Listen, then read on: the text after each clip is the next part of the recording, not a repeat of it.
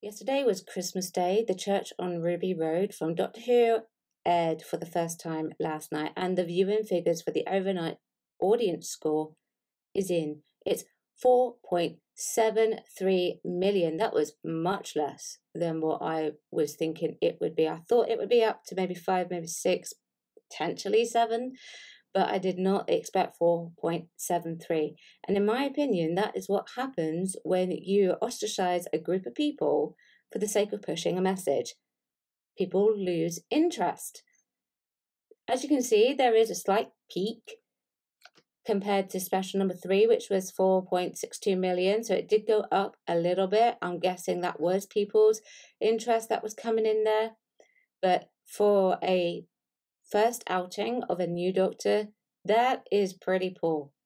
I'm not going to lie, that is pretty poor. But, let's just compare that to when Doctor Who, bearing in mind that Ncuti and the cast of Doctor Who, they're doing a soft relaunch of the Doctor Who, so technically this is the 4th episode of the soft relaunch, I guess you could say. Let's have a look at the initial relaunch of Doctor Who back in 2005. That episode was called Rose. It had 10.81 million viewers. 10.81 million viewers. Let's just digest that for a minute and then compare it. First outing for a new Doctor, bearing in mind that the 2005 figure is also an outing for a Doctor. 4.73 million, that's less than half. My opinion was asked for this, so I watched it. In my opinion, it's one of the worst episodes of Doctor Who I've ever seen. The writing is bad. In actual fact, I believe the writing does not do the actors much justice at all. There's very much this focus on it being a drama now, as opposed to sci-fi, historical, educational. There's very much that drama element. I know they've had it for years, but it seems to be even more focused on that now. I felt like the church, yes, it was a MacGuffin kind of thing. It was just that underused. I'd like to have seen it used a bit more, but I think it was there essentially just as a MacGuffin. I felt like, even though Ncuti was easily the standout performer here, which I'm kind of glad about, because obviously he's playing the Doctor, so I would hope that he would be the standout. However, I do feel like some of the performances needed more polishing. And what I mean by that is the job of the director is to bring the vision to life and guide it into that direction. The job of the actor is to learn the words and bring those words to life and create a character. Then they work together to polish the performances off and make them believable and more realistic. I'm not going to say which lines these were. It's not every single line, so do not worry. It's just some lines that I just felt didn't have enough delivery or enough polishing. It's very minor. It really isn't that big of a deal, but I just felt like it needed that in order to get a more established thing going on for the characters. That's just my feeling. You may disagree, and that's absolutely fine. That's absolutely fine. You can disagree. I'm not going to shout from the rooftop saying, oh, no, you disagreed, and I'm not going to cry about it. Over the years, there's been the odd song here and there in Doctor Who. The audio dramas have done the Doctor Who, The Ultimate Adventure. They got the original stage play script reimagined, sort of almost rewritten for the audio dramas, and they left the songs in for that. And the songs are just kind of plonk, plonk, plonk. They're right there. They're just there. Do they work? No, they don't. And then got Doctor Who and the Pirates. I've said that before. That one works in the audio drama, but it wouldn't translate well onto the screen. I know they have the Daleks in Manhattan. I know that has a song, and it kind of fits because of where they were. And the song that's sung earlier on in the Church on Ruby Road with the trans singer, that was fine because they're in a club, bar, wherever it was they were.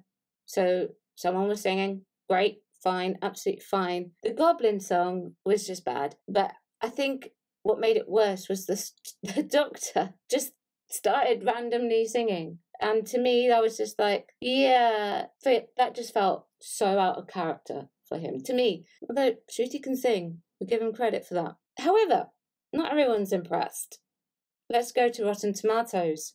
Okay, so the tomato meter, or the tomato meter, depending on where you are, for the critics, it is scoring 100%, but the audience score tells you more. It's 49%.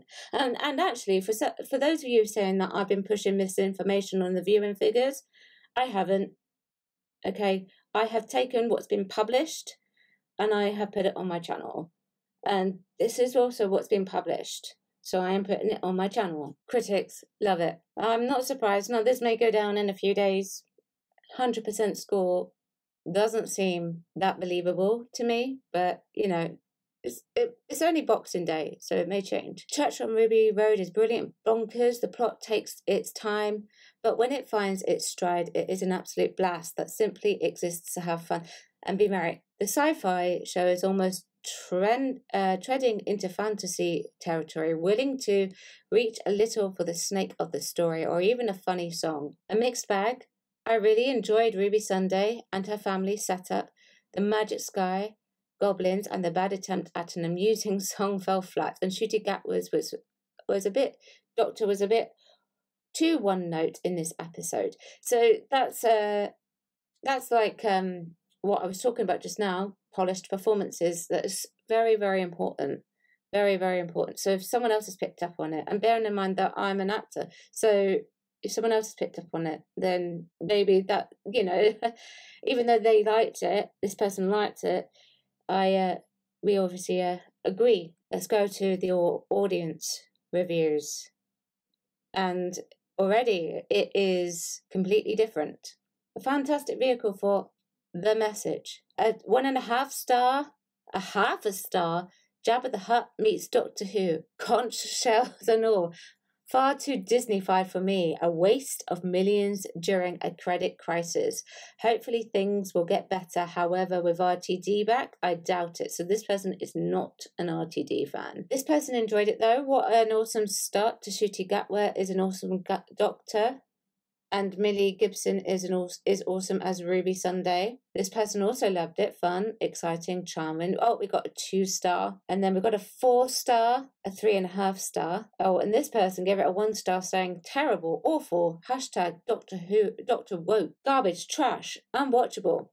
Really fun and heartfelt Doctor Who adventure. New season is going to be amazing. I don't think Ncuti was as wooden as some of the people were making out. I think he has the potential as the Doctor. So I was actually thinking this the other day, and I really do think that they should have stopped at Peter Capaldi and have Peter Capaldi do an epic death scene. In the original Doctor Who lore, it is 12 regenerations, which is why I also think it should have been stopped at Peter Capaldi.